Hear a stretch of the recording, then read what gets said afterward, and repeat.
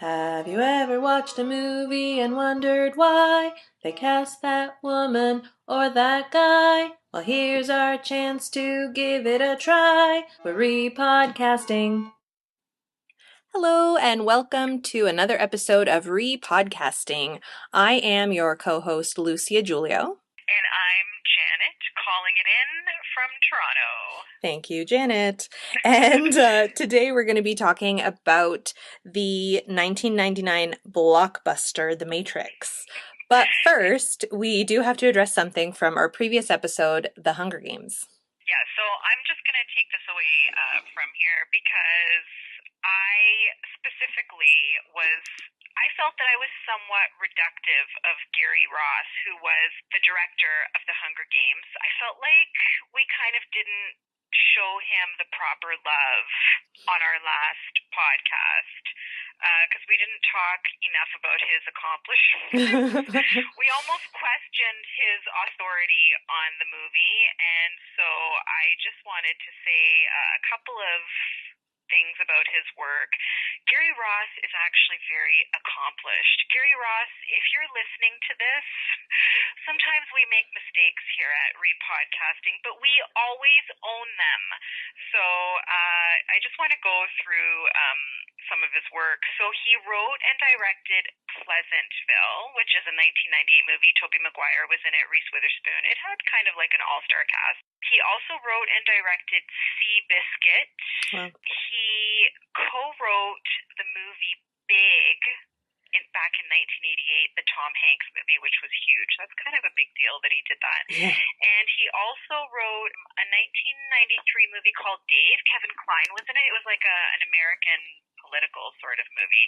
He's been nominated for 4 Oscars. I mean, he's done a lot of stuff. And he also wrote and produced an animated movie, The Tale of Despero. Ooh! Yeah. So, again, like, Gary Ross, we apologize, and if you ever want to be one of our guests on Repodcasting, in fact, if you would love to be our first celebrity guest, we would be totally down with that. So Yes, we would be honored, and we're sorry we didn't know what you had done. We're sorry. But now we've remedied that, so we can move on. Okay, excellent. So we'll move on to The Matrix. So I first saw it in 1999, not long after it had come out, in a tiny little dorm room on a tiny little computer screen with like 15 people.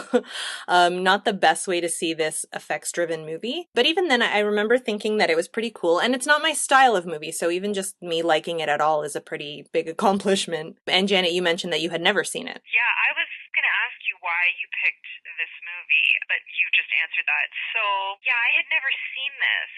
I completely missed this when it came out, and now after watching it, I understand why. This wouldn't have been my thing, and it wasn't even my thing now either. Like, full disclosure, I did not like this movie. Really? And I'm probably the only person on the planet. This movie is considered one of the most original films in cinematic history. Like, I've read this over and over again in my research, and I get it in terms of the special effects. Like, I'm sure back in 1999, this movie blew everybody's mind. It was so groundbreaking and advanced in terms of visual effects.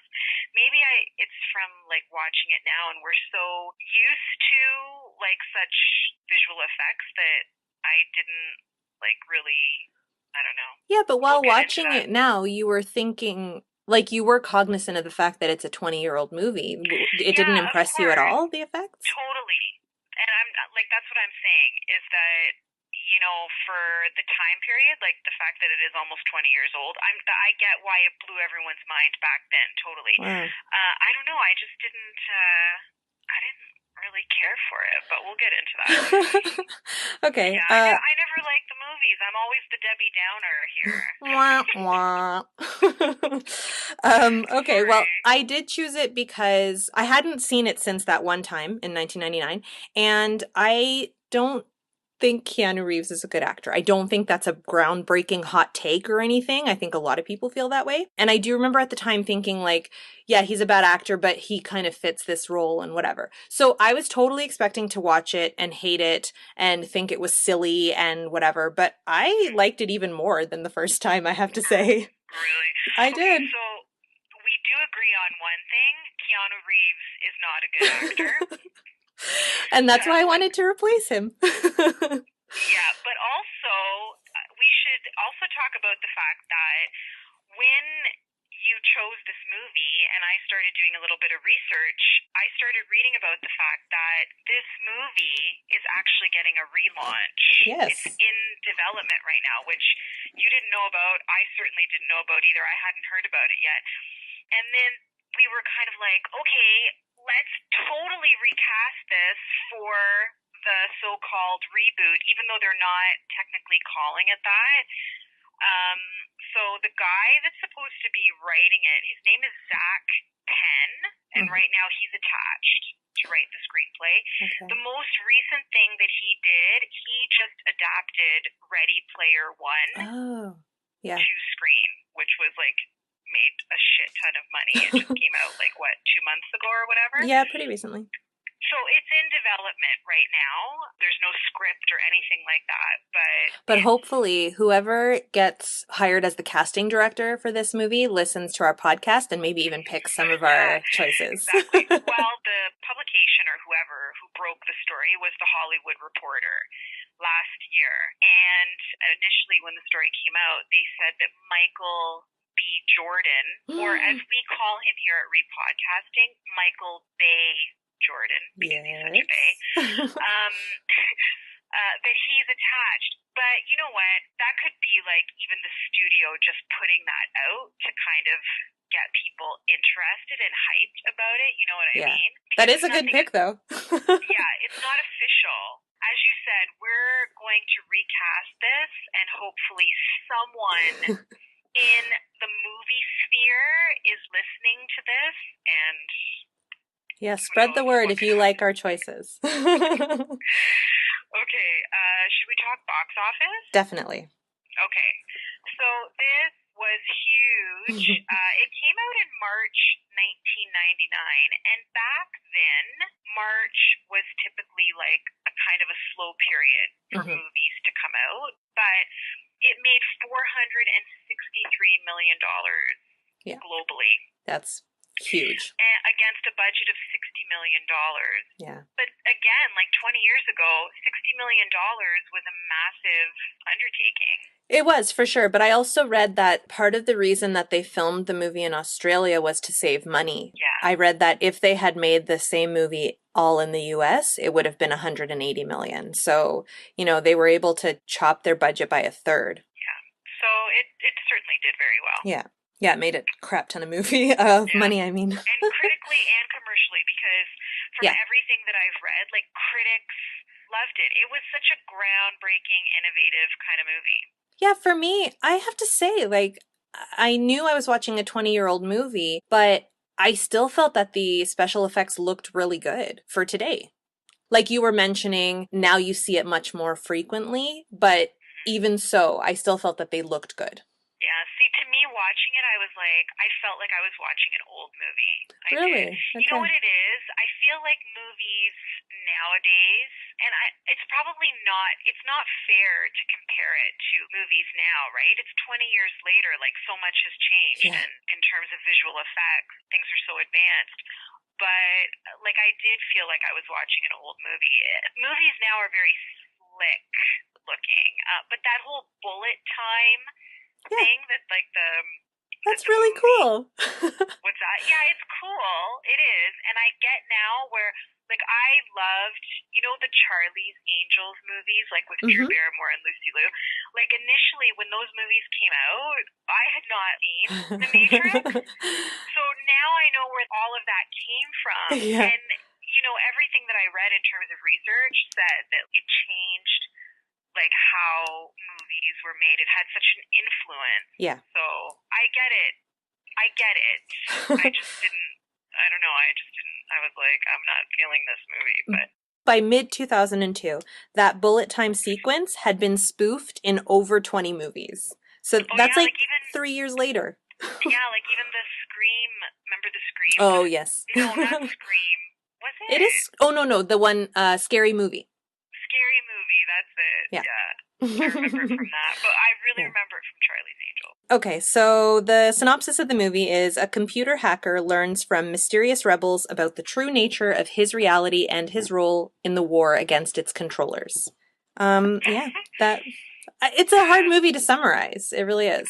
Yeah, it was just yeah. Go on. No, I'll get into it. I don't want to like dominate the conversation just yet. Okay, no worries. Just yet. Oh, okay. Can't wait. um, Hey. okay, well, I'm gonna start with my recasting choices. So Keanu Reeves, one thing that struck me while watching it is he looks like such a baby. No, he looks so little. Yeah, well, he was 20 years younger, Yeah, but but he was still 35. Like he wasn't that young. oh, Um, was he? yeah, yeah, yeah. He was 35 Oh, years old. okay. See, I didn't check to see how old he was when the. I thought 35. Yeah, he looked young because I thought he was like in his early 20s watching it. Yeah, he did look young for sure. And so I looked up his age because the person I wanted to cast I was worried was like way too old, but he's about the same age as Keanu Reeves was then. So I picked Joseph Gordon-Levitt. Oh, I like that. Yeah, I don't know. I felt like actually it's funny. About 15 minutes into the movie, more or less, I had everybody cast, and for the rest of the movie, I could see the people that I picked in it perfectly, and so I couldn't imagine anyone else. So yeah, once Joseph Gordon-Levitt popped into my head, that was it. I thought he'd be so great. It has to be somebody who's fit but kind of slight, more unassuming, I felt. I think he'd be really good at it. Joseph Gordon-Levitt is 37, so he's a little older, but he also does look young for his age. Oh yeah, he's definitely got a baby face. Yeah, yeah, yeah. Yeah. So, And yeah. I think he's definitely got like the physical ability, I think, to pull off a movie like that kind of role, right? Yes, absolutely. And he's a good actor. So, Oh yeah, he is. where you see like in the first half of the movie, Keanu Reeves speaks 80 lines and 44 of them are him asking a question. Like it's literally just one line here and there. And then at the end of the movie, he does like a little speech that's 5 lines long. And that is the longest sequence of dialogue that he has in the entire movie. And I bet that that's not necessarily how it was written 100%. Like I would imagine that they might have had to reduce it a bit for him. So I feel like Joseph Yeah. Gordon-Levitt could do a lot more with it. I think so, Yeah. definitely. There's no question that he's a better actor. Wow. Yeah. Okay. And then moving on to Lawrence Fishburne, who played Morpheus. He's actually only a few years older than Keanu Reeves.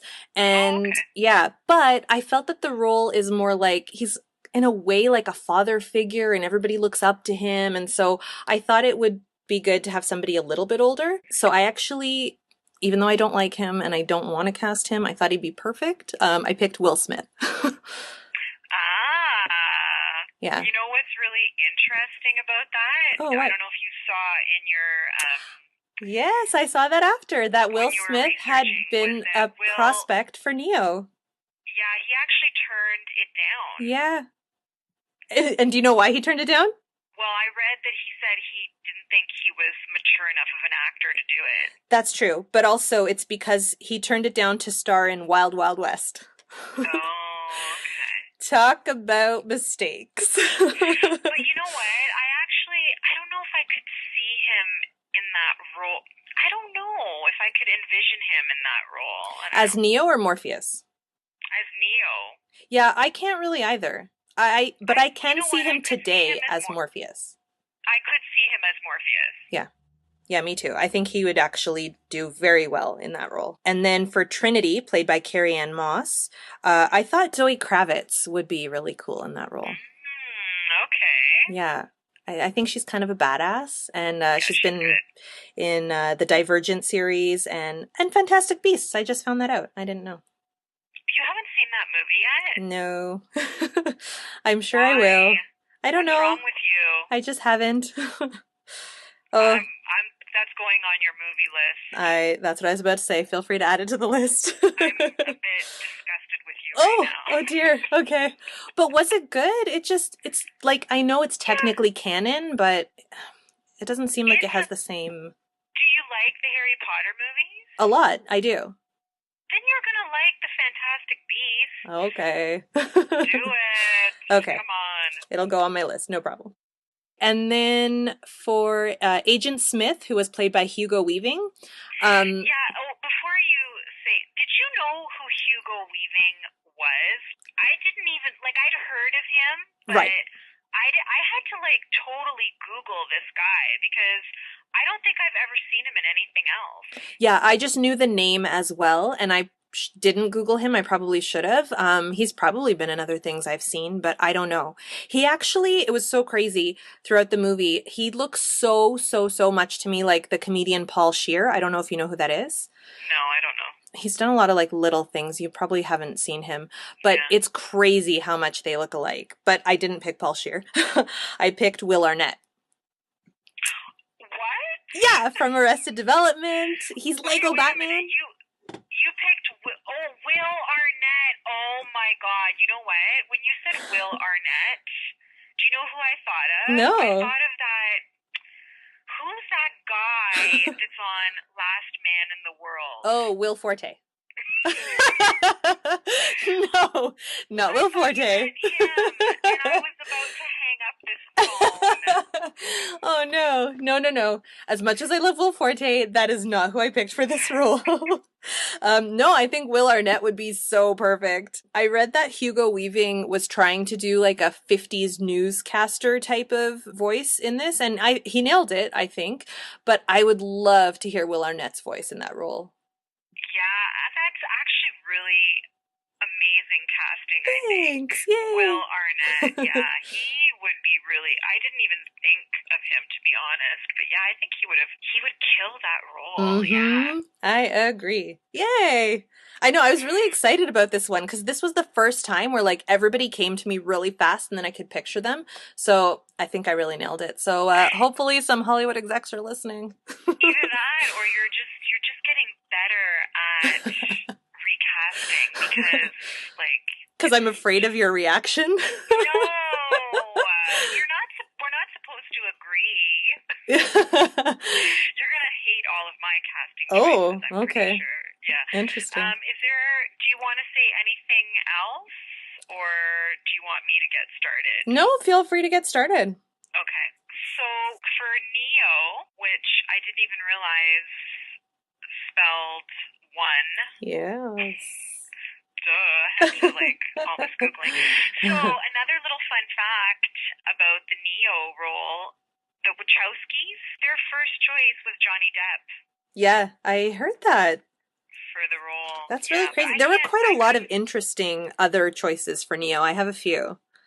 Yeah, I couldn't see Johnny Depp like in this role. No, me neither. Not at all. Yeah, the other ones were Brad Pitt and Val Kilmer. Mm-hmm.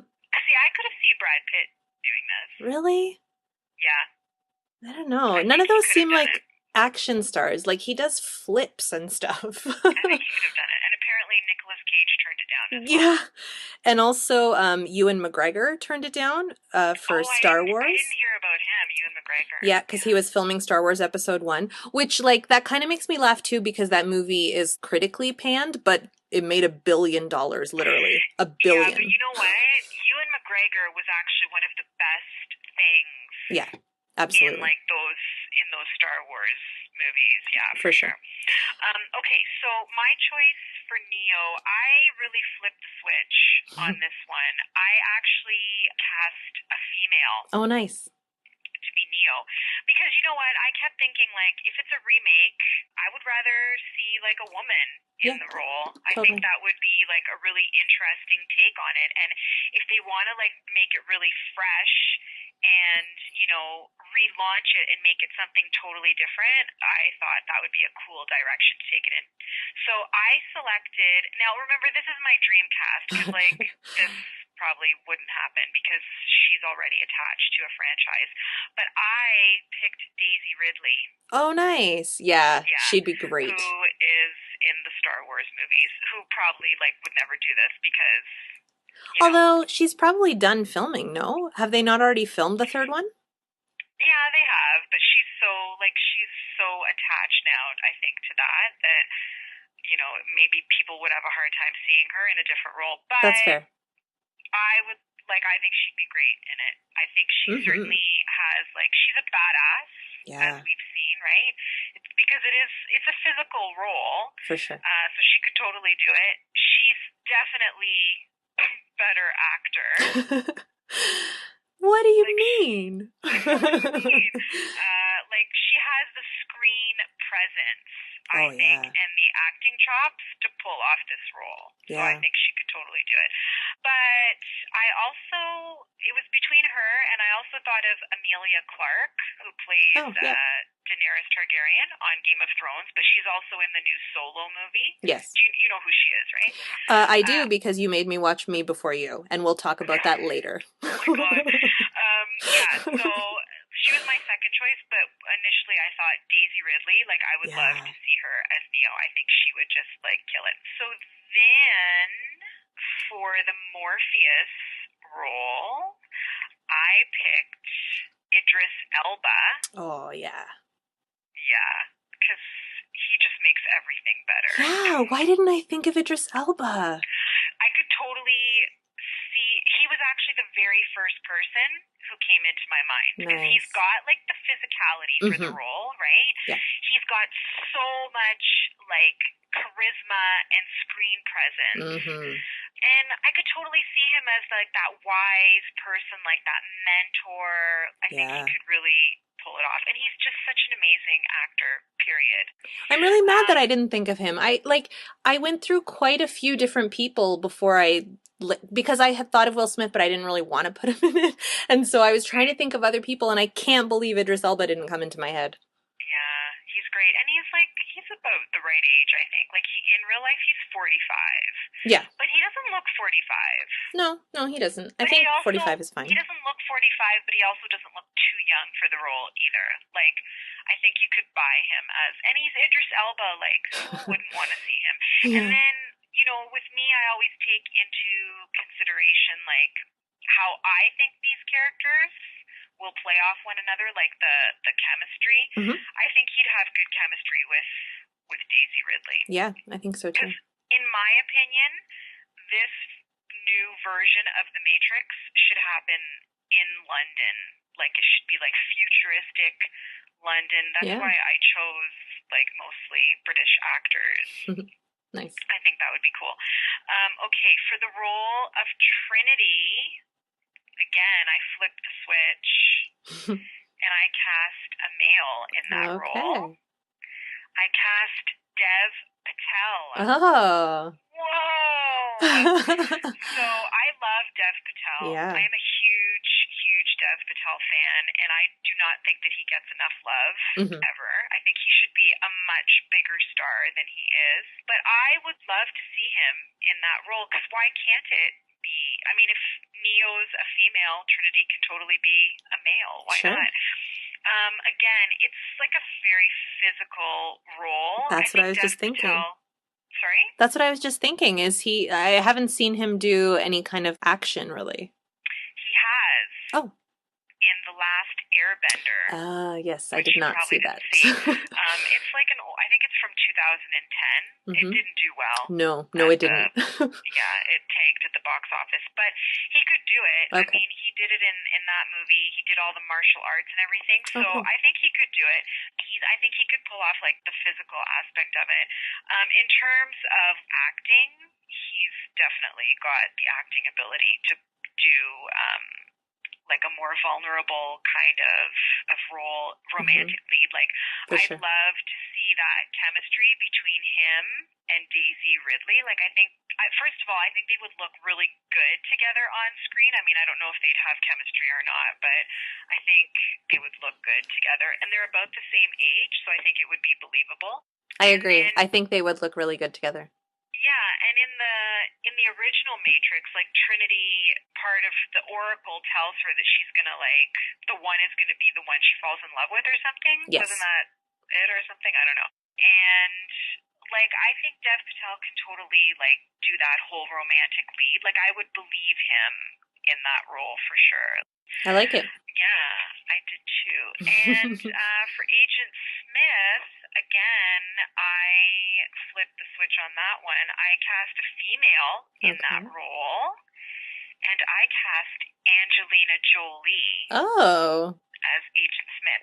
Because you know what? I would love to see her in a role like that. I think she plays that intense sort of Hmm. energy, like that villainous role. I think she could really kill a role like that. I don't know if you've ever seen that movie Wanted that she did with James McAvoy.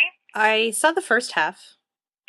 Um, it's an action sort of film. I think she plays that intense energy. I think she has the ability to play that really, really well. Yeah. In Maleficent, you totally believe her as that evil queen, right? Like, Cool. she can go to those darker places.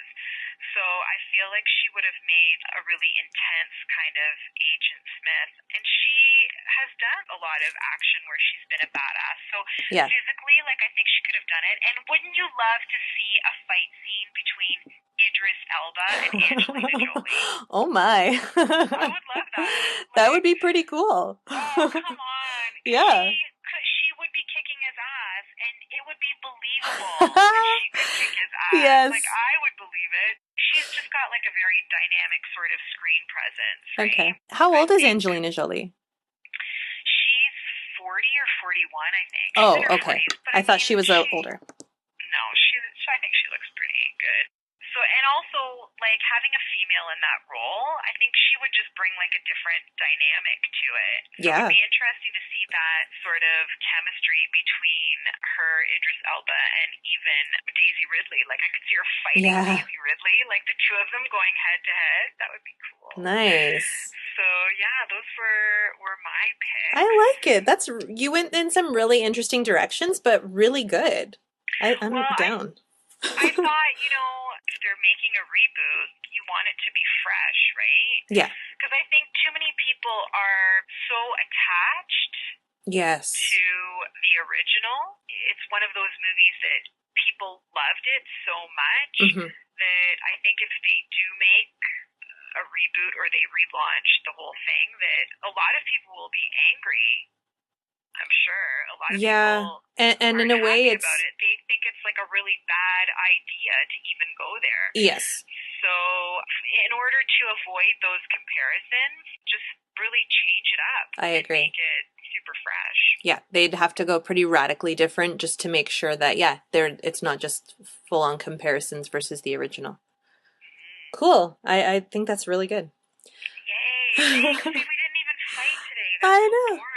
Oh, no, it's great because we both picked, I think, really good options. Yes. Okay, so quickly the ratings. On Rotten Tomatoes, this got an 87%, which is no surprise. But on IMDb, it only has a 73, which I was a little surprised about. Oh, well, I agree with IMDb. Well, I agree with Rotten Tomatoes. There you go. Now we can fight. Yeah, you know what? I watched it and I was like, I kept asking myself while I was watching it, why am I supposed to like this movie so much? Because I know that I've had so many people over the years tell me that I needed to watch this movie. And what? Like, you haven't watched this movie yet? You're crazy, you're missing out, and this and that. I've had such visceral reactions from people when I've said that I have never seen this movie. But do you think that it's been hyped up too much because of those kinds of reactions, that whatever the movie is, could never have lived up to your expectations? No, I don't think so, because the movie never looked interesting to me. Like I said, when it came out 20 years ago, I remember thinking it just looked so weird and like something that I wouldn't be interested in. And then, yeah, over the years, I've had different conversations with people where they've recommended the movie and like they've just been so angry that I haven't seen this. Well, people are weird. Almost to the point where it's like, you have to apologize for not having watched The Matrix. But, like, the concept of it, like, even when I was doing the research on it, the Wachowskis, Mhm. they had them read Keanu Reeves had to like read all this stuff. They gave him all this Yes. like reading in Yeah. order to prepare for the role. And even Carrie Ann Moss, she said that that was one of the things that she found almost a little bit intimidating when Hmm. she took the role, was that she had to do like all this reading because they expected the actors to be able to explain what the Matrix was and what the plot was in depth. One of the things that they didn't have originally was a lot of explanations of what the Matrix is. It was a studio note that said you're going to have to put in a lot more explanations for people to get it. And I think the studio was right, because if they had less explanations than they did, I would have been completely lost.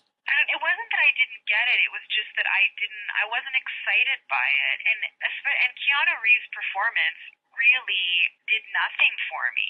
Do you know what I kept thinking the whole time? It's like he's this baked stoner throughout the whole movie. Like, that's how he delivers his lines.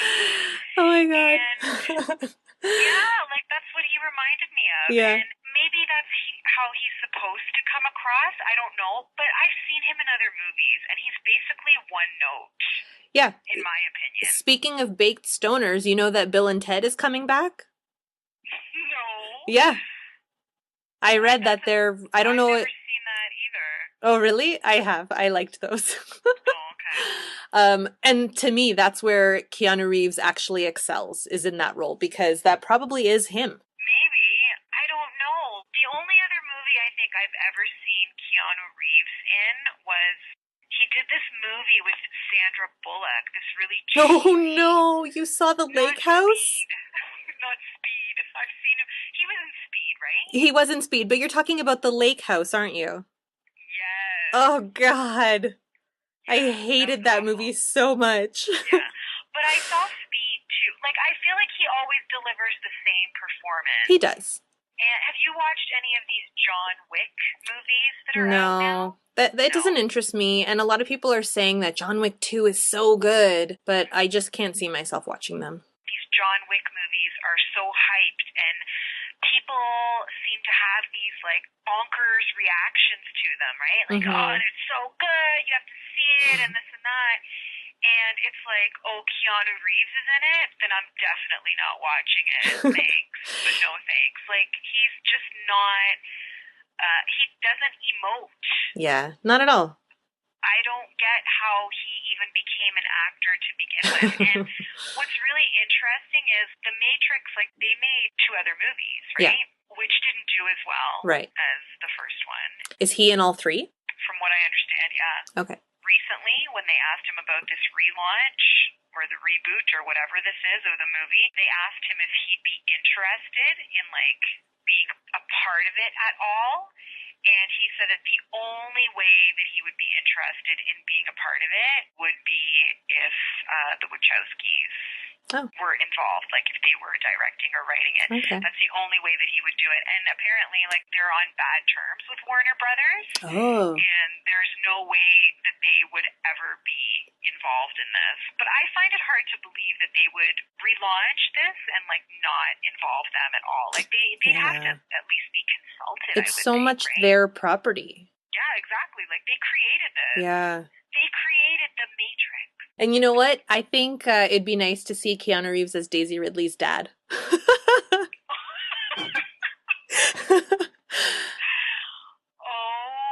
my God. Let's not do that to Daisy Ridley. Okay? Let's not make Daisy Ridley have to be in a movie with Keanu Reeves. Fair enough. Oh, I do want to mention something that I read. Legendary Hong Kong stunt coordinator Wu Ping Yuen initially refused to work on the film. He asked for an exorbitant fee, expecting that the Wachowskis would turn him down, but they didn't. They said, sure, no problem. And then he came up with another caveat, thinking that they'd say no. He said he would only do the film if he had complete control of the fights and if he could train the actors for 4 months before they shot, thinking that that would make them say no and he'd be off the hook, but they agreed, and so he did it. Wow. Yeah. So they really wanted him, and they were right, because I think the fight scenes, all of them, were really well done. From everything that I read, the movie was very physically demanding on the actors, and they all hurt themselves pretty badly. And the stunt people too. Two of Keanu's Yeah, stuntmen got really badly injured. yeah, Roughly 20% of the movie is special effects. That's quite a lot. yeah. And it was nominated for 4 Oscars, and it won all 4 that it was nominated for, which was editing, visual effects, sound, and sound editing. So Yeah, it was all the technical stuff, yeah. yeah. Um, And that makes sense for sure. because, again, like we've said, for the time that it came out, it was groundbreaking. Yeah, definitely. And then I do have 2 other actors who turned down the role of Neo, who we haven't mentioned yet. One is Leonardo DiCaprio. No Um, way. yeah, he said he turned it down because it seemed like it had too many special effects, and so I guess he thought it wouldn't be good. And then the other one is David Duchovny. Oh, see, I could see him doing it. Really? I can't at all. Really? Yeah, I don't know, but he turned it down to do the X-Files movie. Oh, well, that was probably a smarter choice. Well, I don't know. I don't See, know. this movie made a lot of money. I mean, it made Carrie-Anne Moss's career. She admitted it herself. She's like, I was a nobody before Yeah. this movie. Mm-hmm. And even Keanu Reeves, I mean, people knew who he was, Yeah. but this cemented him as A bona fide like star. yeah, as a movie star. He became very rich after these movies. I He got bet. paid a lot of money. He certainly became more of a household name after doing these. Yeah, definitely. Speaking of Keanu Reeves, did you not see Point Break? No, I've never seen that. Oh, that's going on your list. I love that movie. Oh, God. It's so good. Not the new one, not the remake, No, I the know. Keanu Reeves version. No, I haven't seen. You know what? There were a lot of movies that came out in the '90s that I just didn't watch. Okay. That were so popular, that were kind of a big deal in the '90s that I just didn't Yeah. watch. I saw that one in theaters. Wow. Yeah, I loved it. Okay, so let's go on to our next segment. Hold me close, young Tony Danza. Woo! All right. I'm such a great singer. That was beautiful. No, it was awful. I apologize to everyone who just had to listen to me sing. Oh, no. Well, it's time for our segment, Hold Me Close, Young Tony Danza, where we cast Tony Danza into one of the roles in this movie. So, Can I just interrupt you and tell you a funny story, which I actually told you already, but our listeners haven't heard this. Okay. So the other day I was grocery shopping, and the Elton John song Tiny Dancer was playing in the grocery store over their system while I was grocery shopping, and I can't hear that song now without hearing Hold Me Close, Young Tony Danza. Like, it doesn't even matter what the actual lyrics are. As far as I'm concerned, that's the lyric. Hold me close, young Tony Danza. I love it. I love that we have ruined that song for you. That's amazing. And I was walking around the grocery store singing to myself, Hold me close, young Tony Danza. Amazing. Okay. Well, I'm going to let you go first on this. Who did you decide to cast Tony Danza as? You know what? I always forget to Oh. cast him. And I don't know how, because I love Tony Danza. He fills my heart chakra so much. So, you know what? I would like to have seen Tony Danza as Morpheus. Yay! That's who I picked too. Really? Yeah. Yeah, because Tony Danza just has that wise Mm-hmm. sort of guru kind of Yeah. vibe about him. The father figure. Yeah, totally. Yeah, I could see Tony Danza being a mentor, like being that character. Mhm. 100%, yeah. Plus, he's ripped and he could do all the stunts. I know, right? Like, Yeah. Tony Danza's in great shape. Yes, he really is. Okay, so actually, I'm just going to throw this in. Speaking of Tony Danza, do you watch Broad City? Have you seen that? No, I haven't watched it. Okay, I wish I could put a TV show on your list because you should watch it. I don't have time to watch. I would have to quit my job I know. and just like stay home and watch, all these shows, because there's no way I'm able to fit everything in that's on my radar. It's Yeah. too hard. My list is enormous and I feel like it's never going to get smaller. But Broad City is one that I have watched the whole thing of and I love it. And Tony Danza plays Abby's father in it in a couple of episodes and it made me so happy. Oh, really? Yeah. Oh, that's great. Well, I'm just looking forward to the show that he's doing with Josh Groban. Yeah, on me Netflix. too. Me too. Like, I think that's coming out in the fall. Yeah, I read it's coming out in September for my birthday. Yay! Woohoo! And I mean, I don't know about Josh Groban because the only thing that I have seen Josh Groban in is Crazy Stupid Love. Okay. Have you seen that movie? Of course, many times. Okay. I'm pretty sure he's done other acting work. I can't name anything off the top of my head. That's the only thing I've seen him in. I don't know. I wasn't particularly moved by him in that movie or by his acting skills. So I don't know. Maybe Tony Danza is going to bring out the best in Josh Groban. I hope Yeah. so.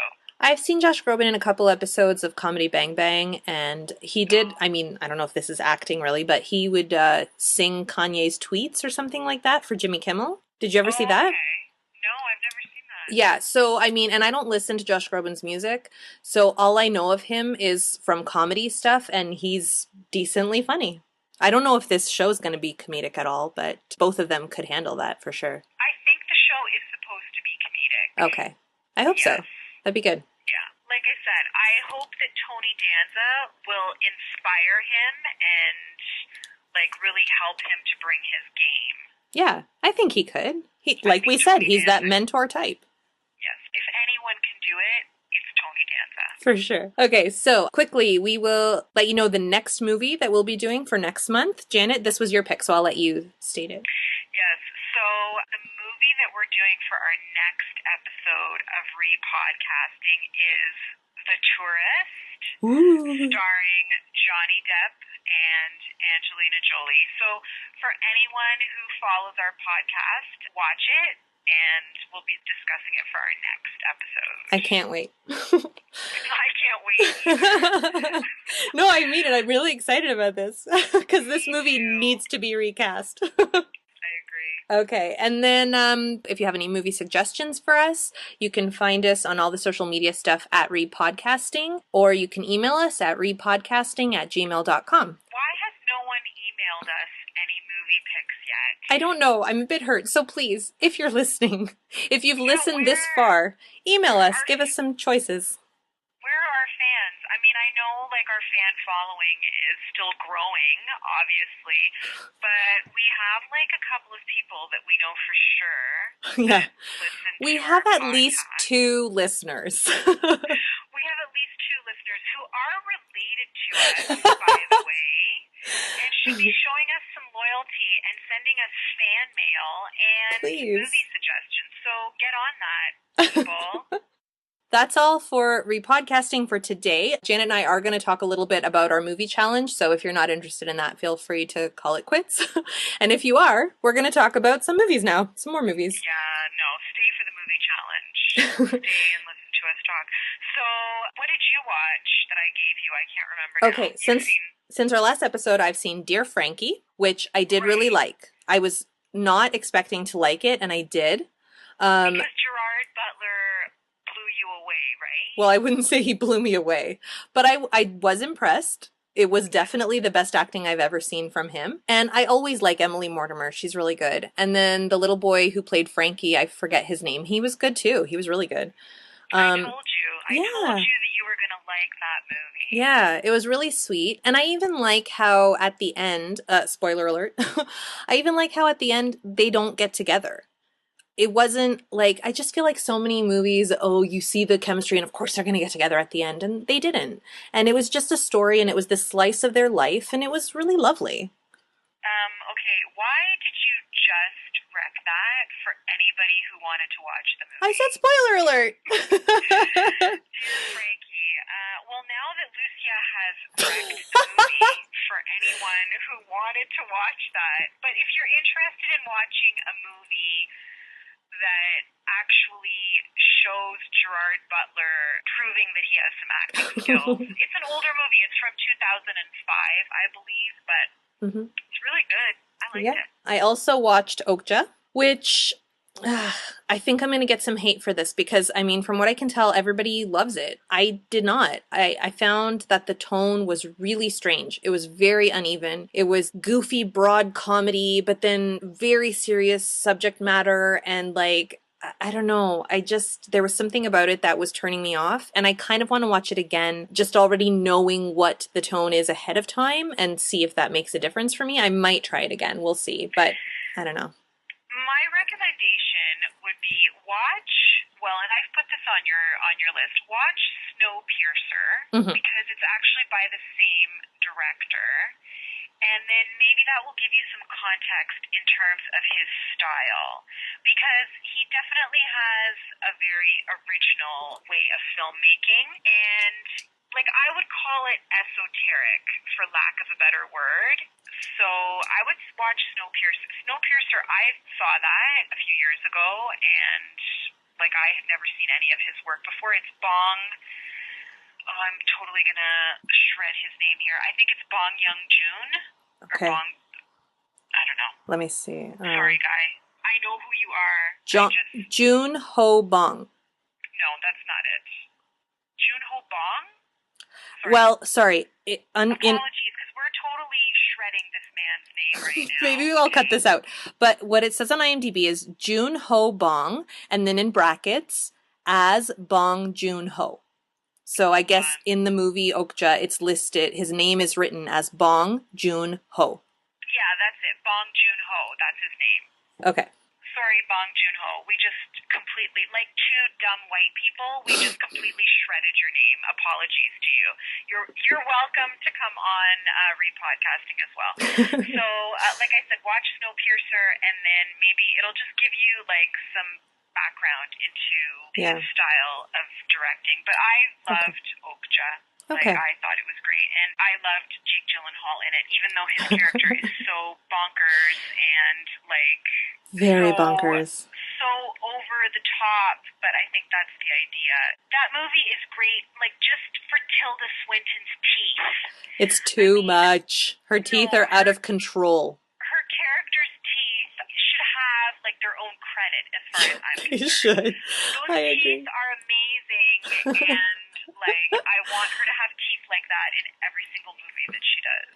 I haven't seen Tilda Swinton's entire body of work, but this was definitely the most broad I have ever seen her. It was so weird. I don't know. She's usually more subtle and Yeah, but if you've seen her like in Grand Budapest, like she's really good at those character roles, I find. yeah, I guess so. I don't know. I'm not fully convinced. Any other movies that you Yeah, watched? one more. So, Me Before You, I also saw. I'm about to Yeah, I didn't want to tell you until we recorded. So, Okay. I'm about to bash this really hard. Will it offend you? No, that's why I gave you the movie to watch. Oh dear Lord. It's so ridiculous. Okay, Amelia Clark is very cute and very charming. Thank God, because otherwise I couldn't watch this movie. The face acting on this woman was insane. When we were talking about The Holiday, we kept talking about the face acting. This is to the 10th degree. I couldn't believe it. And she's not even the quadriplegic character who can only use their face. She was crazy. It was so ridiculous. That movie is so offensive. Oh, it's brutal. On So brutal. many levels and so unrealistic. When I initially saw that movie, it almost reminds me of The Holiday, watching The Holiday. Yeah. Because you're watching it and you're laughing at parts because you're like, I can't, like, you're almost incredulous. You're like, I can't believe that this is happening on screen. It's an unintentional comedy. But yeah, like, that movie is offensive to, Yeah. It's so politically incorrect. Oh my God, it's so awful. And the amount of times that the guy orders the girl around, and I'm not even talking about in the work capacity because she does work for him. He orders her around in her life. It's appalling. And then after, okay, I'm going to spoil this one too, so feel free to hit the like fast forward button or whatever. After he decides life isn't worth living as a quadriplegic person and euthanizes himself, he then sends her a letter and they literally call it instructions. He sent her instructions. I was so disgusted. Yeah, it's really, there's a lot of stuff wrong with that movie. But it's based on a book, right? I know. Yeah, And the like author wrote the screenplay too. Yeah, it's a series of, I think there's 3 books Ugh. in the series. I'm almost if it's as bad as the movie. It must be because she had her hand in both of them. Yeah, that's true. I don't know. I mean, here's my thing. Does Jojo Moyes know anything about quadriplegia or euthanasia? I mean, I certainly don't, but I'm also not writing shitty books and movies about it. Yeah, I don't know. The one thing that really I found especially strange, okay, was based on because the movie doesn't take place 30 or 40 years ago. Like it No. takes place present day. And I feel that in our super heightened world where we're so sensitive and we also we have so much more knowledge now and we're so conscious of our language and that sort of thing, right? Yeah. The way people treated him, because he's in a wheelchair, right? Yeah. The way people treat him in the movie, people would never do that in real life. I have to agree. People are giving him dirty looks all the time Yes. and giving her dirty looks throughout the movie and acting as if it's like he's just this horrible inconvenience. And it's like people don't do that. We are living in such a sensitive world. I don't feel that people do that. This movie is from 2016. Like, it's just 2 years old. Yeah, I remember. I saw it a couple of years ago. I went to see it because someone that I worked with told me that it was such a good movie. No. Yes. And, I knew going in that it was going to be like a chick flick, if that's what you want to call it. So I knew going in that it was going to be like that, right? Yeah. And also, I am a fan of Emilia Clarke's. I like her work. I love her on Game of Thrones. And I think she is a really good actress. You can't tell from this movie. Well, you know what? She kind of, certain parts of the movie, she's very charming. She is charming. She makes certain parts of it bearable. And I also wanted to see it because the guy that plays Neville Longbottom in the Harry Potter movies is in it as well. Who is he? Sorry? Who is he? He plays Emilia Clarke's boyfriend. No! The marathon runner, yeah. Oh my gosh, that's Neville Longbottom. That's Neville Longbottom. Amazing. Neville Longbottom grew up to be like a total hottie. He did. Yeah. So, was that the only movie that... That's it. Those three. Yeah, and I watched this movie that Lucia gave me called Head. When I say that, like, I feel like I'm saying something dirty. Like, I'm not gonna lie. Okay. Like, every time I say that, I feel awkward, Head. But that's the name of the movie, and the monkeys were in it. It's like from the 1960s or whatever, and it's like this really weird psychedelic movie that basically ended their career. And all I have to say is that Lucia, this is like a secret about Lucia that I am sharing with all of our listeners. Lucia loves movies that have factory fights in them. Massive brawls that take place in factories, because quite a few movies now that you've given me have factory fights. So this is the pattern that I'm starting to see. This is something that I learned about myself through this movie challenge. I didn't realize that I love factory fights, but I guess I do. That's like the criteria. For it to be a great movie for Lucia, there has to be a factory fight in the movie at some point. I'm going to make a Letterboxd list of all the movies with factory fights. And just quickly, I don't know if any listeners do use Letterboxd. If you do, follow me. I'm Lubel80, Lubel80. Follow me, and there you can see what movies I'm watching for Janet's picks. And that's about it. I review everything, good or bad. Nice. What is that, Letterboxd? You're going to have to share that with me. Yeah, I really like it. It's basically like a way to kind of archive your movie watching. Oh, wow, okay. Yeah, it's kind of cool. Yeah, we'll talk about it in detail. For sure. Okay, but so hang on, you actually didn't say if you liked Head or if you didn't like it. Oh, wasn't it implied that I didn't like it? I guess not. When I was being sarcastic about the factory fight? The factory fight is like 1 minute of the whole movie. It was too weird for me. Okay. But I mean, it's a weird movie. It's supposed to be weird. Yeah.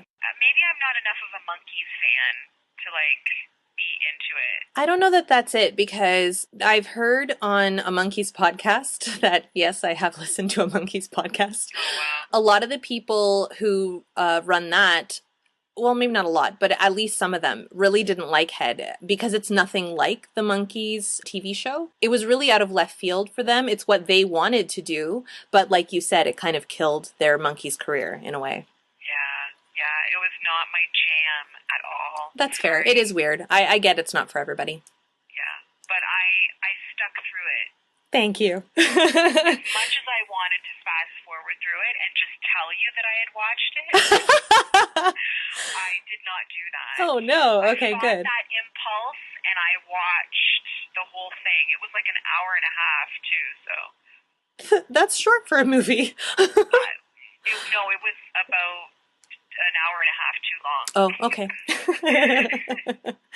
Okay, well, next up, I'm going to be watching Brooklyn and Kill Your Darlings, and I guess Snowpiercer too. Yes, watch Snowpiercer. Yeah, and then up next for you, Janet? I'm watching Youth. Michael Caine is in it. Rachel Weisz. I'm very excited for this one. Who else is in it? Oh dear, I'm gonna blank right now. Another older gentleman. But it looks good. It's been on my radar for a while, so I'm looking forward to watching it. Cool. Youth. Harvey Keitel. Harvey Keitel, that's it. Yeah.